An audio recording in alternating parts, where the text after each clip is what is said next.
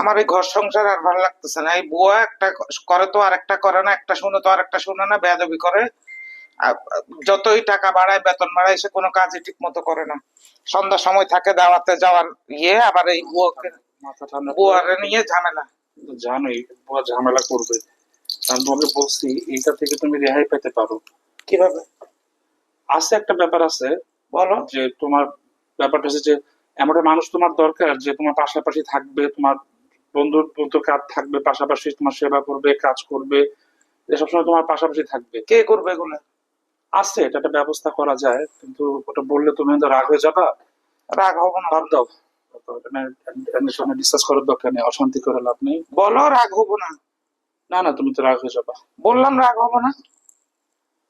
তোমার আসলে এটা দরকার সতীনের। ওই, আমি কিন্তু সত্যি সত্যি মারবো তোমার।